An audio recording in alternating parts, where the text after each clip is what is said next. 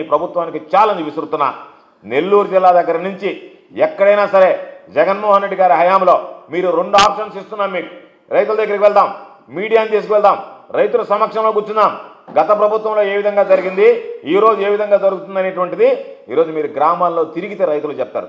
కాబట్టి రైతుల సమక్షంలో ఈ ప్రభుత్వం గతంలో జరిగినటువంటి ఇరిగేషన్ పనులు ఏ విధంగా రైతులకు ఉపయోగపడ్డాయి, ఈ రోజు ఇరిగేషన్ పనుల పేరిట తెలుగుదేశం నాయకులు ఏ విధంగా దొంగ బిల్లులు దోచుకుంటున్నారు అనేటువంటి దాని మీద చర్చకు సిద్ధమా, మీరు సిద్ధపడుతున్నారా అని చెప్పి మీకు సవాల్ విసురుతున్నా. అదేవిధంగా విజిలెన్స్ రిపోర్ట్లు అడ్డం పెట్టుకుని మాట్లాడుతున్నారు. విజిలెన్స్ కాదు, విజిలెన్స్ రిపోర్ట్ జరగని ఆ విజిలెన్స్ మీద కూడా నేను మరలా చెప్తున్నా.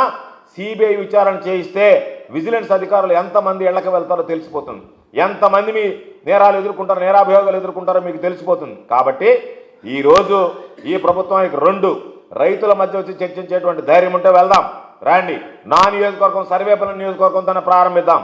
లేదనుకుంటే ఈ రోజు జరిగినటువంటి అవకతవకల మీద, గతంలో జరిగినటువంటి అవకతవకల మీద మీరు సిబిఐ విచారణ వేయిస్తే గత 5 సంవత్సరాల్లో ఏ విధంగా జరిగింది, ఈ 18 నెలల్లో మీ వాళ్ళు ఏ విధంగా దోచుకున్నారు దొంగ బిల్లులు పెట్టి అని చెప్పి ఇది అందరికీ కూడా రైతులకి ప్రజలకు అర్థమవుతుంది. కాబట్టి ఈ ప్రభుత్వం సిబిఐ విచారణకు సిద్ధమా?